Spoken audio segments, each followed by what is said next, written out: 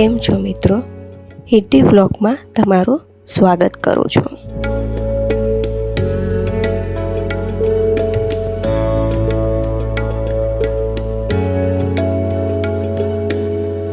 આજે આપણે પારલી વૈજનાથના દર્શન કરશું.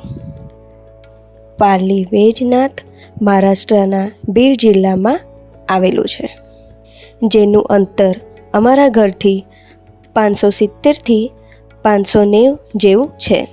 તો ચાલો આપણો વ્લોગ અહીંયા શરૂ કરીએ. અમે સવારે જલ્દી ઉઠીને રેડી થઈ ગયા હતા. સવારે 4:30 વાગે નીકળી ગયા હતા અને ઓમકારેશ્વર મહાદેવની જય બોલાવી પ્રવાસની શરૂઆત કરી.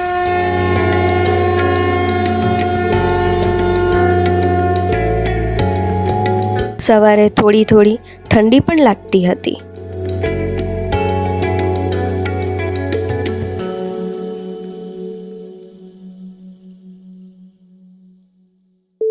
અને પછી સાપુતારામાં આવીને ચાય અને નાસ્તો કર્યો.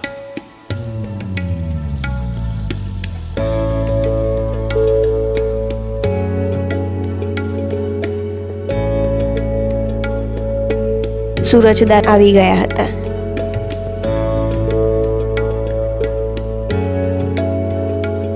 અને આગળનો પ્રવાસ શરૂ કર્યો.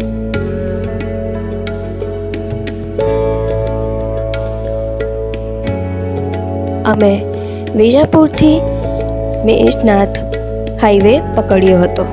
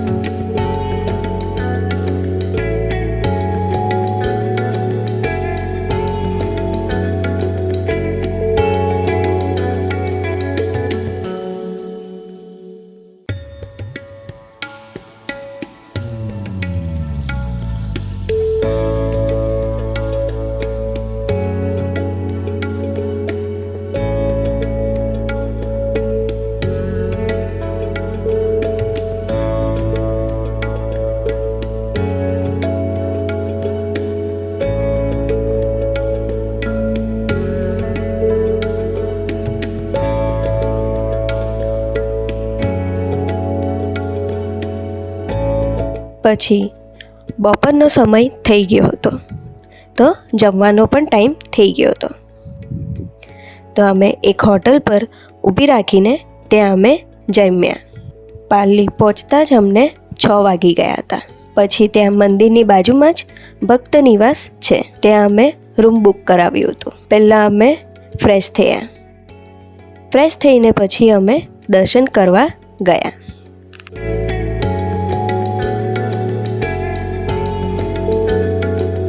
મહાશિવરાત્રિના હોવાથી મંદિરની બહાર મંડપ બનાવવામાં આવ્યું હતું.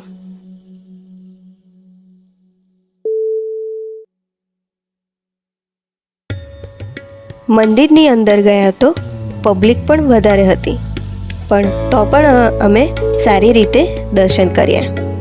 તો ચાલો તમે પણ મહાદેવના દર્શન કરી લો.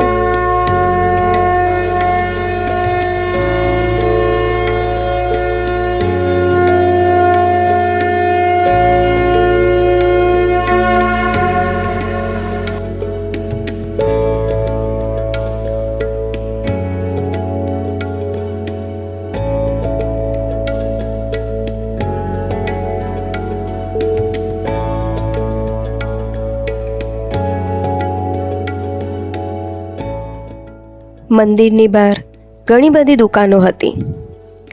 અમે ત્યાં ફર્યા. આમ રીતે અમારો પહેલો દિવસ પૂરો થઈ ગયો. બીજે દિવસે સવારે જલ્દી ઉઠીને અમે રેડી થઈ ગયા અને પાછા અમે દર્શન કરવા ગયા.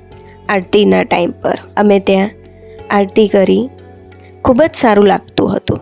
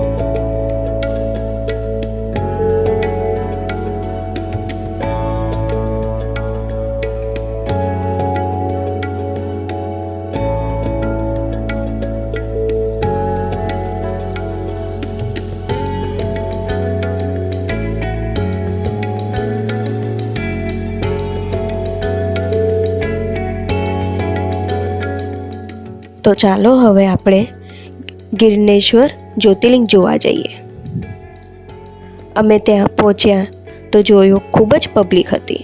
મંદિરમાં મોબાઈલ એલાઉડ નથી. બહારથી જ તમને મંદિરની ધજા અને મંદિર બતાવું છું.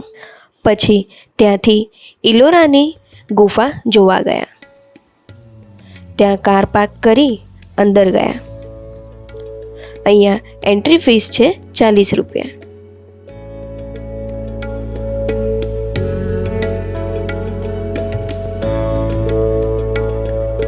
ઇલોરાની 100 પ્રાચીન ગુફાઓ છે, જેમાંથી આપણે 35 ગુફાઓ જોઈ શકીએ છીએ.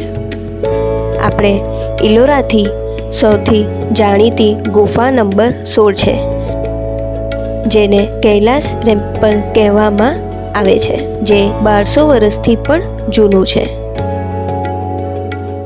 કૈલાસ મંદિર પણ આટલે જ જોવા મળે છે. મંદિરમાં મધ્ય ભાગમાં શિવલિંગ વિરાજમાન છે અને આ શિવલિંગ પણ આ જ પર્વતથી બનાવવામાં આવ્યું છે.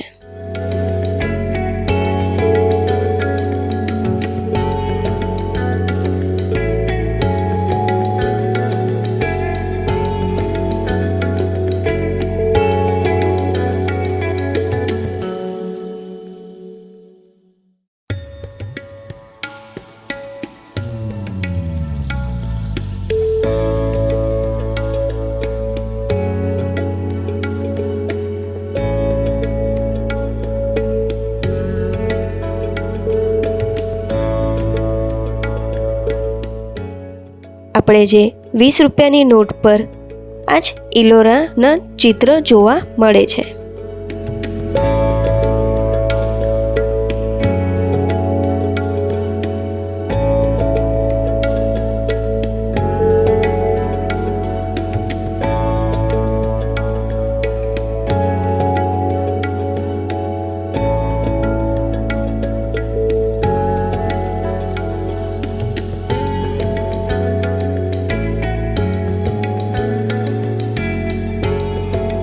આમ એટલે આપણો વ્લોગ અહીંયા પૂરો થાય છે.